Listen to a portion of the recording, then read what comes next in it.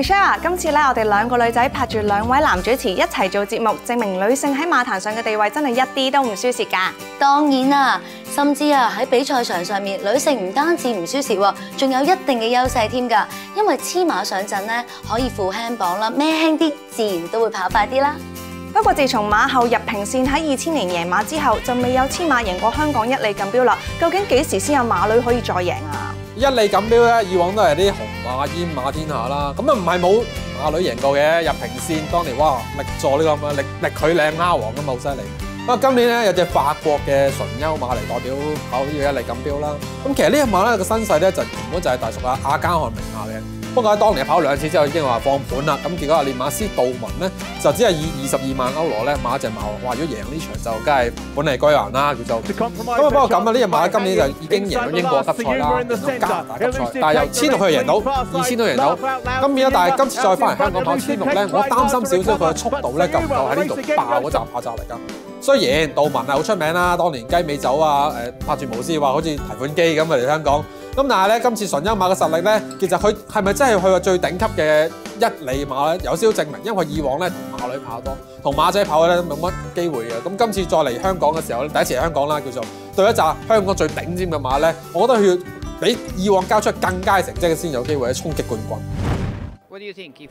純優馬而家參加香港一哩錦標，當然就1600米係佢最佳途程啦。我哋希望到時咧就會有快啲嘅步速，因為佢有一匹全兄弟咧係法國嘅最佳一哩馬之一，所以一哩係純優馬最佳嘅途程。佢之前喺英國贏過一哩，雖然咧其後喺加拿大贏過2000米啦。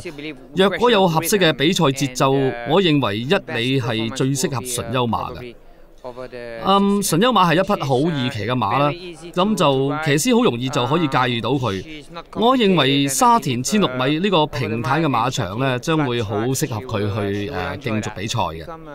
馬匹而家就比先前已經成熟得多㗎啦。喺上年嚟講，因為佢有少少受傷，所以影響咗進度。但係而家咧就已經係回復咗最佳嘅狀態嘅。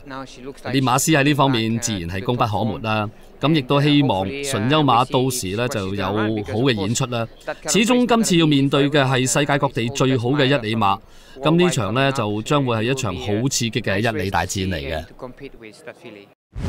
講過晒咁多隻馬咧，其實咧呢一場咧仲有一隻黑馬嘅，咁就係大魔馬房嘅包裝博士啦。雖然表面睇落咧就好似未到國際1級賽嘅水平啦，但係其實由上一季到今季咧，你見到呢隻馬其實不斷進步啊！上一次咁啊初次面對住加州萬里嗰啲強敵啊，加上第一次掹上去跑2000啦，轉彎又蝕咗好多位，其實翻到嚟咧都係僅落後頭3名啊，跑過第4嘅啫。咁啊睇完嗰場啦，大魔即刻決定縮翻嚟跑一哩錦標咧，其實個部署上咧亦都係好好啊，因為睇到呢隻馬跑1600啊、1800啊，似乎都係目前最佳嘅路程，咁無謂掹上去跑2000啦，1600係佢最首盤嘅路程嚟嘅，咁加上響香港有主場之利，同埋我哋一再見到呢隻馬跑1600啊，係經常喺末段咧係爆一段好勁嘅，咁所以咧響主場跑咧，其實即係講我哋香港馬雄心威龍啊、精彩日子固然勁啦，其實如果佢對比外隊馬嚟講咧，我覺得佢一啲都唔遜色嘅。呢一隻黑馬咧，大家千祈唔好睇小佢。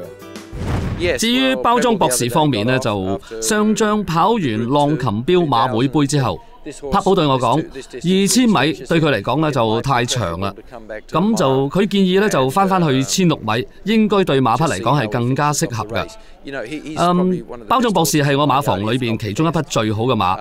因為佢有極強橫嘅後勁嘅，喺末段一撻着咧就冇對手可以同佢抗衡噶啦。去爭呢一場嘅一哩賽事喺途程上當然冇咩問題嘅，佢同軍事攻略一樣咧，都係呢場大賽嘅爭勝分子。雖然咧就我仍然未去研究其他國家嘅對手實力啊，但係我真係希望其日嘅參戰馬能夠保持好良好嘅狀態，總之係有一定嘅把握嘅。今屆香港一哩錦標咧，我同阿佳咧都係撐港隊噶啦，咁啊留翻隻包裝博士俾阿佳講啦。我自己咧都係比較睇好啲雄心威龍啊、精彩日子呢一對馬啦，始終證明個級數嘅。咁啊兩隻馬最近嘅狀態亦都係完全唔需要懷疑嘅，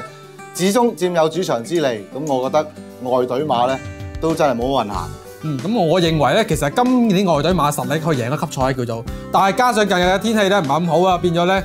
打弱咗好多咯。咁啊，主隊馬包裝博士冇錯啦，佢由意大利先嚟咧，就係呢啲路程1里啊，1500正如之前所講啦，佢留跑1里爆嗰段係更加勁嘅，所以咧佢應該係跑翻1里，唔好跑長啦。所以今次我覺得佢決定係正確嘅，希望大魔再贏多一次。港隊喺呢項賽事咧一向都表現出色啊！希望咧港隊可以連續7連勝啦，支持紅心威龍。我就認為啊，今次外隊馬嘅實力一啲都唔弱啊！喺今次咧香港1里錦標當中啦，混集咗各地嘅1級1里好手喺度，到時一定會鬥個難分難解啊！嗱，4場賽事咧，我哋已經分析咗3場噶啦，一陣間翻嚟咧就會分析壓軸好戲啊，就係獎金最高嘅香港杯啊！一陣間翻嚟再同大家分析下。